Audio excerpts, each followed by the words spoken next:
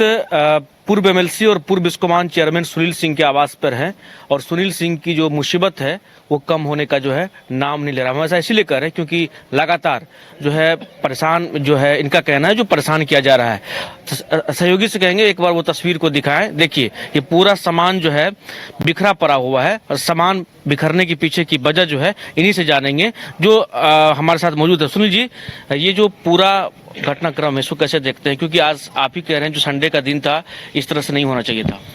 देखिए, कल तक माननीय उच्च न्यायालय का हमको स्थगन आदेश प्राप्त था कि भाई अभी आप आवास खाली नहीं करा सकते हैं, और हम लोग रांची में थे तो मुझे ऐसा लगा हम लोग खुद ही इस आवास को खाली करा रहे थे, इसलिए कि माननीय उच्च न्यायालय का था कि भाई आप 8 तारीख तक इसको खाली कर दीजिएगा। तो मोटा मोटी हम लोग सामान सब पैक करने के भी दिशा में थे, लेकिन पारिवारिक एक शादी था जिसमें हम लोग रांची चले गए। और इसी बीच में आज सुबह में हमको 11 बजे जानकारी मिली कि 50 फोर्स, 4-5 मजिस्ट्रेट सभी लोग आए हुए हैं। तो पहले तो मुझे कुछ दूसरा ही बात लगा, लेकिन तुरंत खबर आया कि नहीं, वो लोग सामान खाली कराने के लिए यहाँ पर आए हुए हैं। तो मैंने कहा कि ठीक है, कम से कम हम चले आते हैं, अभी बोलना कि वो लोग आराम से बैठे, उन लोगों को चाय पिलाना और तुरंत हम 4-5-6 घंटे के अंदर में 6-6.5 घंटे में हम रांची से पटना पहुंच जाएंगे। और हम तुरंत वहां से चले आए। लेकिन इसी बीच में फिर जानकारी मिला कि नहीं, ये लोग लेबर भी लेकर के आए थे और जितना भी हमारा सोफा वूफा और जो भी सामान था बेतरीब तरीके से उसको लॉन में ही लोग फेंकना शुरू कर दिया।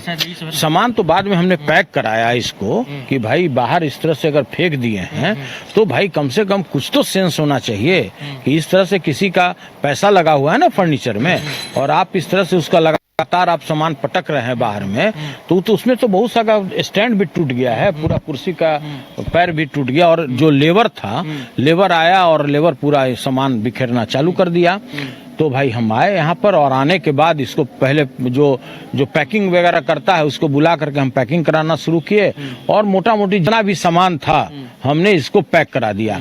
तो भाई देखिए, इसमें सबसे चौंकाने वाला तथ्य यह है कि वो भवन निर्माण विभाग की अगर आपके किसी बाथरूम का अगर नल और टोटी अगर टूट जाए तो उसको भी ठीक करने में कम से कम 15 दिन जो समय लेता है, उसकी आज सक्रियता देखते बन रहा था। और जितने भी 50 फोर्स और मजिस्ट्रेट लग रहा था, कितना बड़ा तूफान खड़ा हो गया है, कौन आतंकवादी का घर खाली कराने के लिए आया है, और जिस तरह से हमारे सारे सामान को ये लोग निकाल करके जबरदस्ती और वीडियो विजुअल बना के अपने आका गुरु को लोग जो भेज रहा था उनके संतुष्टि के लिए, उनके आत्म संतुष्टि के लिए। और सभी लोग जानता है कि भाई वो प्रतिशोध की भावना से वो जलते रहते हैं, और सारा लोग इसी तरह से कार्य किया। और इतना भी शर्म नहीं आया भाई कि इसी पटना में कम से कम 25 बंगला को मैं जानता हूं कि बगैर किसी पद पर रहे, किसी भी पद पर वो व्यक्ति नहीं है, और उसको बड़ा बड़ा बंगला अलॉट है। अभी हाल में ही आप देखे, आप अभी जाइए इस चौराहे के चितकोहरा ब्रिज से नीचे उतरिए एयरपोर्ट वाले रोड में, आप देखिएगा कि एक लिखा हुआ है तिरहुत निवास, जैसे लग रहा है उनका बपौती है तिरहुत निवास। आप सरकारी बंगला पर अपना बपौती लिख सकते हैं क्या? अपने पिताजी फलना सदन तिरहुत भवन कभी नहीं लिख सकते हैं सरकारी भवन पर, और उन्होंने लिख कर रखा है।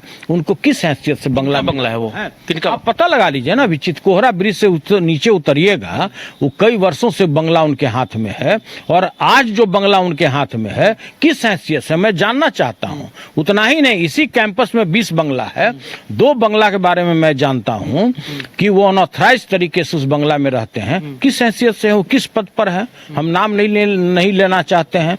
उतना ही नहीं, 20 और भी बंगला मैं जानता हूं, हम नाम अगर बुलाने लगे तो परत दर परत खुलना चालू हो जाएगा वो 20 बंगला। और ये भी जानिए, यहीं पर हम रुकने वाले नहीं हैं, PIL फाइल करेंगे कि किस हैसियत से उन लोगों को बंगला दिया गया है। तो देखिए, हम कादो से कादो साफ नहीं करना चाहते हैं कि भाई उनको बंगला अगर अनऑथराइज तरीके से मिल गया तो हमको भी आप दे दीजिए। उनका एक्ट गलत है आज का, उनका कार्रवाई गलत है। हम इसके विरोध में हैं कि आप कम से कम एक नोटिस हमको दे सकते थे कि 3 दिन के अंदर में या 72 घंटे के अंदर में आप यह बंगला खाली करा दीजिए, अन्यथा मजिस्ट्रेट से जबरन आपका बंगला खाली कराया जाएगा। कोई नोटिस नहीं। हाँ, उनका कहना था जो हमको आज तक का समय जो है इनको दिया गया, इसलिए कहाँ पर दिया गया? किसने हमको समय दिया? माननीय उच्च न्यायालय ने हमको 8 तारीख तक समय दिया था कि भाई 8 तारीख को आप बंगला खाली करा दीजिएगा। हम लोग सामान भी पैक कर रहे थे, हम लोग डेरा भी खोज रहे थे कि कोई बड़ा डेरा हमको मिल जाए ताकि हम अपना सामान शिफ्ट कर लें। लेकिन इसी बीच में सारा मजिस्ट्रेट आया अनऑथराइज तरीके से। उनको पहले हमको नोटिस देना चाहिए था, नोटिस देने के बाद उनको बंगला खाली कराना चाहिए था। कोई नोटिस नहीं, कोई भी कुछ नहीं। शाम को बताते हैं कि ऐसे ऐसे एक नोटिस आया है, वो भी कब का? 8 तारीख को ही लोग पहले ही मन में बना लिया कि हम बंगला खाली नहीं करेंगे, और 8 तारीख के डेट का दस्तखत किया हुआ एक वो लोग बना करके अपने हाथ में कागज रखे हुए थे। तो देखिए यह बहुत ही दुर्भाग्यपूर्ण है। हमने आप अच्छी तरह से जानते हैं कि लगातार एक व्यक्ति पर जिस तरह से राज्य सरकार जुल्म और सितम ढा रही है वो अभूतपूर्व है। आज तक ऐसा नहीं हुआ, चाहे हमारी सदस्यता लेने का मामला हो, बिस्कोमान को अपक्रमित करने का मामला हो। आज बिस्कोमान का इलेक्शन 15 महीने में भी समाप्त नहीं हुआ। आखिर क्यों? लोग पूछना चाहता है इनसे कि आखिर 15 महीना हो गया, 6 बार आपने टाइम रिशेड्यूल किया, 2 बार चुनाव आपने रद्द किया, आप 1 बार रिकाउंट कराए, फिर भी आपका आदमी नहीं जीत रहा है, और अभी तक आपने अध्यक्ष और उपाध्यक्ष का निर्वाचन नहीं कराया। तो देखिए ये जो वर्तमान सरकार है ये प्रतिशोध की भावना में जलती है। हमारे विरुद्ध में आपने देखा होगा कि किस तरह से इन्होंने गलत तरीके से कार्रवाई किया है, और इसका हम लगातार प्रतिकार कर रहे हैं और आगे भी करते रहेंगे।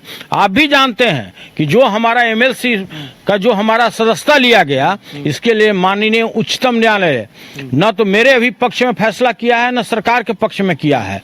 हाँ, जो ये लोग 2 घंटे के बाद किसी को एमएलसी आनन फानन बना रहे थे, उस पर उन्होंने स्थगन आदेश देने की कृपा की है। तो भाई इनको समझना चाहिए था कि इतना जल्दीबाजी क्या है। आप 5-10 दिन के बाद भी खाली करा सकते थे, आप माननीय उच्चतम न्यायालय के आदेश आने की प्रतीक्षा कर सकते थे, लेकिन आपने इसका प्रतीक्षा नहीं किया और आनन फानन में अपने आदमियों से मजिस्ट्रेट को भेज के पुलिस बल प्रयोग करके हमारे सामान को बेतरीब ढंग से आपने लॉन में फेंकवाया। अच्छा सुनील जी, इससे कहीं न कहीं आदमी मानसिक रूप से भी आहत होता है। इस तरह की जो घटनाएं होती है तो मानसिक रूप से भी लोग आहत होते हैं। क्या लग रहा है आपको, मानसिक रूप से प्रताड़ित भी किया जा रहा है? देखिए, मानसिक रूप से बीमार वो हैं, हमको ये सब करने से हमको मानसिक रूप से प्रताड़ित कितना करेंगे? हम तो लगातार उनको कई वर्षों से झेल रहे हैं, कई वर्षों से झेल रहे हैं। तो देखिए इस तरह से करने से हमारे आवाज को वो बंद नहीं कर सकते हैं। जो मैं किसानों के लिए बात करता हूँ, गरीबों के लिए बात करता हूँ, बेरोजगारों के लिए बात करता हूँ, वो मेरे आवाज को नहीं दाब सकते हैं। और अगर ये सोचते हैं कि एक आवाज खाली कराकर हमारे पास वो आएंगे और निहोरा करेंगे तो ये उनकी भूल है। अच्छा, ये आपके बारे में कहा जाता है जो आप टारगेट करते रहते हैं, बोलते रहते हैं, ऐसी चीजें सामने आती है। देखिए ऐसी कोई बात नहीं है जो हम बोलते हैं। 1 वर्ष पूर्व आप याद कीजिए, 1 वर्ष से भी ज्यादा नहीं हुआ होगा, बीजेपी के बड़े बड़े नेता जो आज बड़े बड़े ओहदे पर बैठे हुए हैं, वो उनके बारे में क्या कहते थे? कहते थे मानसिक रूप से बीमार व्यक्ति है, इनसे बिहार नहीं चलेगा, इनको किसी आरोग्यशाला में जाना चाहिए। तो वो जो बोल रहे थे आज उनके गोद में जाकर बैठ गए। और जब हम किसान की बात करते हैं, गरीबों की बात करते हैं, बेरोजगारों की बात करते हैं तो हम गलत बोलते हैं। आप हमारा सदन से सदस्यता ले लिए, सदस्यता आपका जाना चाहिए था। आप मिमिक्री कर रहे हैं। नहीं, सदस्यता आपका जाना चाहिए था।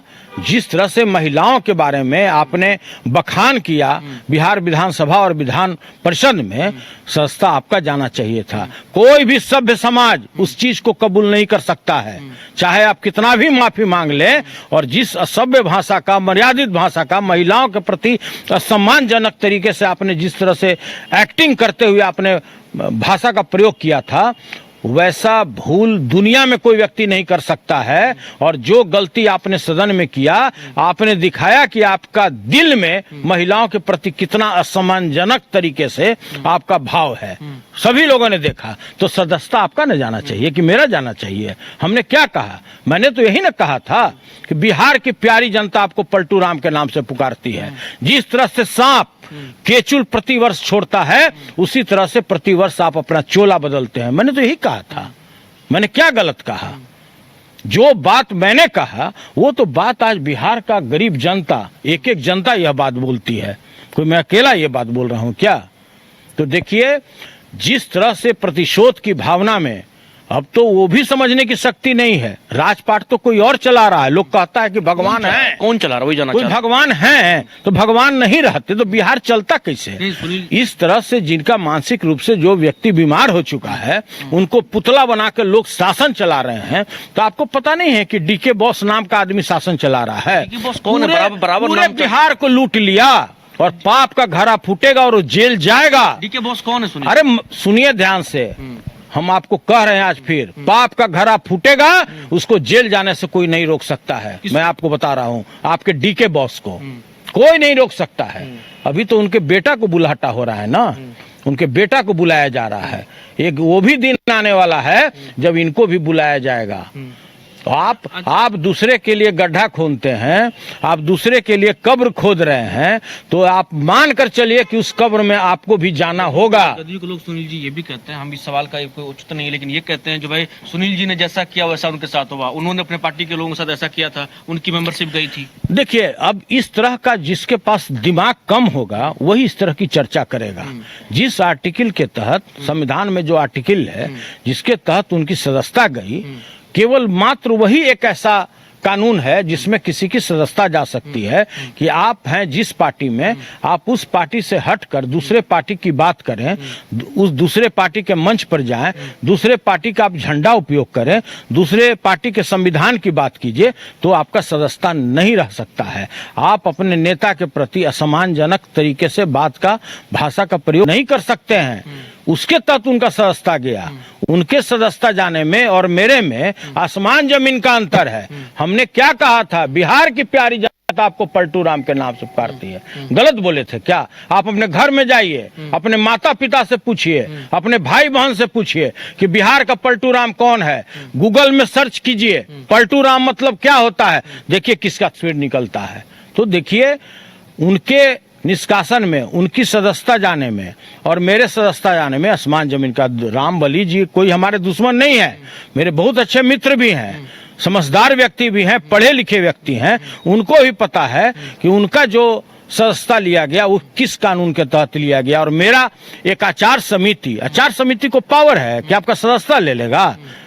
अरे भाई, संविधान के किस आर्टिकल के तहत आपका गठन हुआ है? मैंने ये सवाल किया था और आज भी सवाल कर रहे हैं और कल भी करेंगे कि आचार समिति का गठन संविधान के किस आर्टिकल के तहत हुआ है।